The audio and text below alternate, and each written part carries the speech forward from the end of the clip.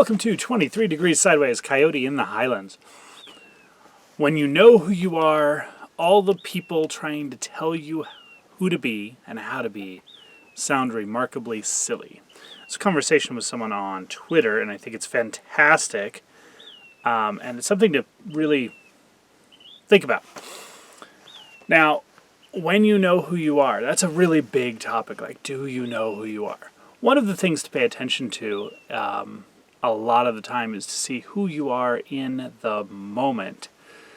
Catch yourself, stop yourself, have some random timers, take a moment now and then, look at what's going on. Who are you? Because for most of us, even after you jump the fence, there are periods of time where you lose your awareness a little bit, it sinks into the background. And who you are is the result of programs.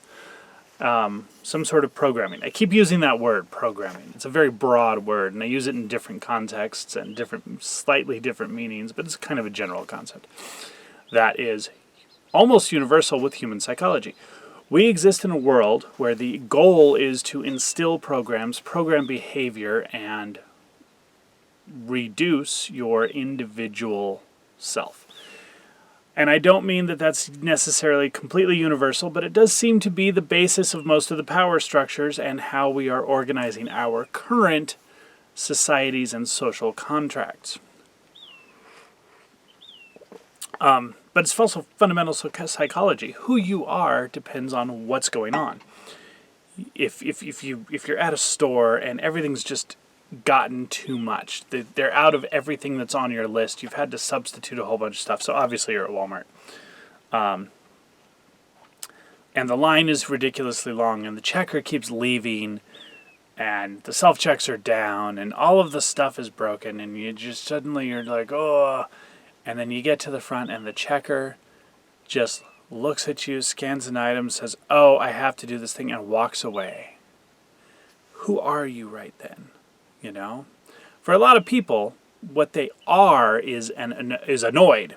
Literally, remember the Noid from Domino's commercials? That was in the 80s. You may not remember that. That's what you are. You're annoyed. You are annoyed, pissed off, and that becomes an identity. It is an identity, you know. You can feel the emotion and let go of the emotion and retain your center and yourself and your awareness.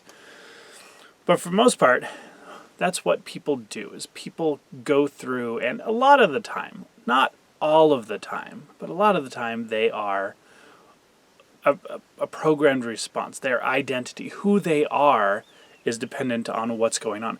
You can literally be who you are completely differently after watching a movie for a little while. Or commercials, especially food commercials. Oh yeah, they get you. And the commercials with all the sex stuff in them for anything from cars to houses to beer to whatever. You know, these big cues. But that can really influence who you are at the moment, at a given moment. Then you see a sign when you're driving down. You've seen 15 dozen commercials for this brand new Chinese fusion chain fast food restaurant, whatever it is, and then all of a sudden you're driving down and you see it, and who you are, that impulse thing, it's not an impulse that came from inside you, it's an impulse that came from outside of you, but that's who you are in the moment, is that impulse to pull in there and pig out.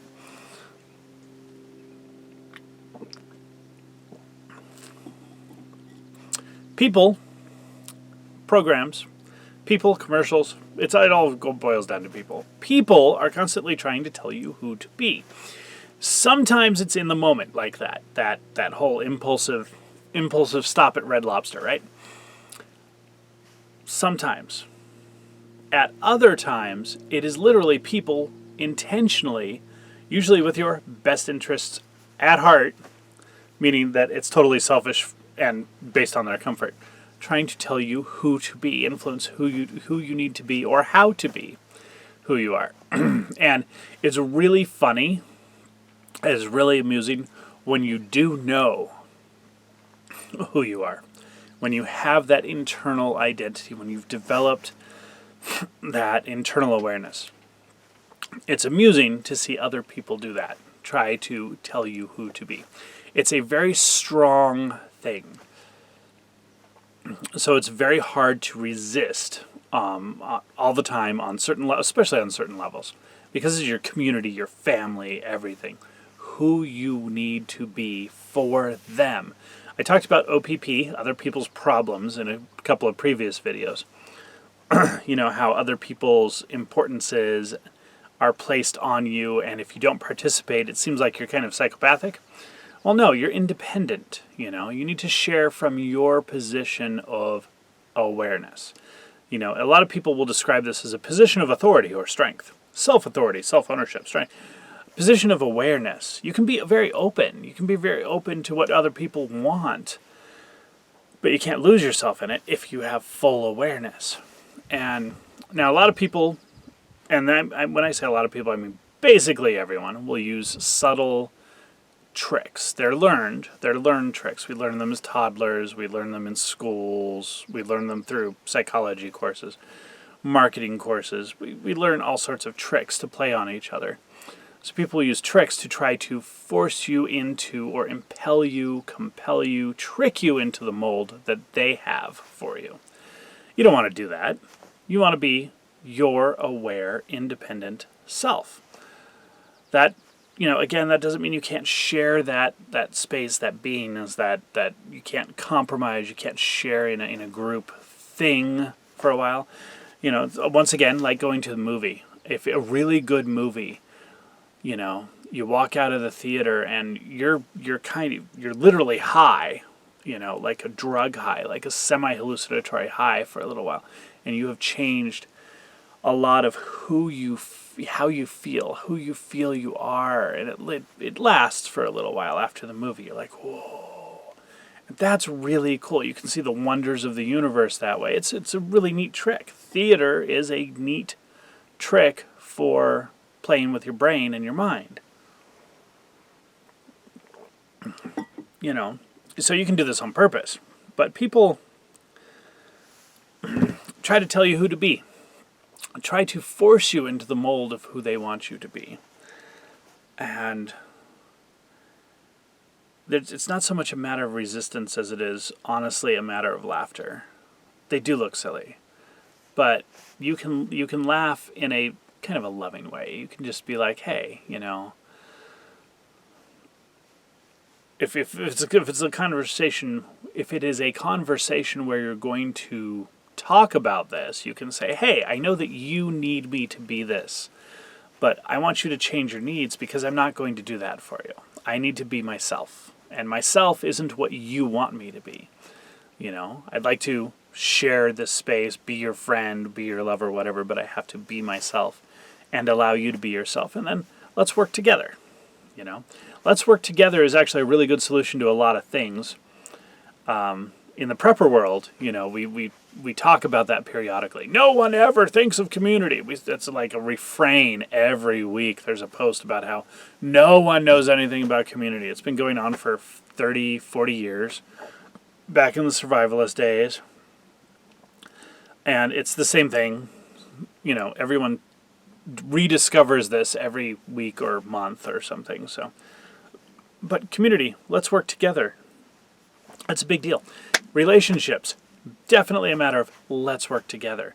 So I need to be myself, you need to be yourself, let's work together is a really good way to kind of defuse some of this stuff.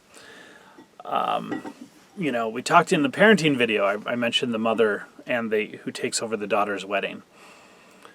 And that's a big deal. That's one of those things. Who you're going to be is definitely a set of objects, a set of behaviors and objects. It's not necessarily a core identity. But how do you break out of that? That's a really good one, because how do you break that mold? That's, what do you do about that mother? What do you do if you're the daughter? How do you fix that? One of the ways, of course, is to give the mother something super important to do and leave her with it, and then go on with your life. That's like, it works together that way. Some allowance and forgiveness is going to work better than just butting heads. But you may have to just sit there and explain, hey, this is my life. I want you involved. but you don't get to determine what I'm doing, determine who I am, determine everything for me. That's a big one. How do you go about doing that? Depends a lot on the situation. Depends on the awareness level of the person you're talking to. Work together. Be generous. Always be generous. Be generous and graceful. Give them, allow them their beingness also.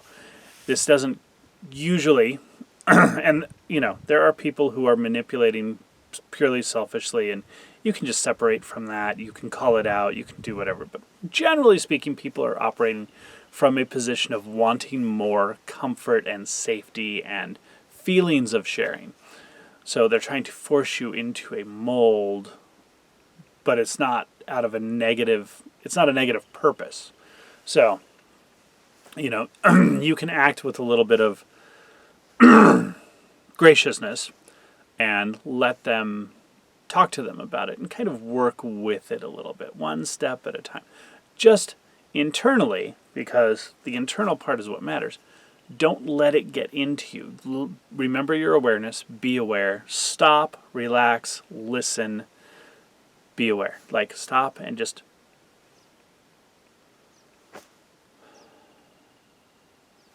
be aware. Shiva shines in your eyes, right? Be aware. And that's all. It is really silly when you figure out who you are and people continue to try to make you into a little Lego man. Stay sideways.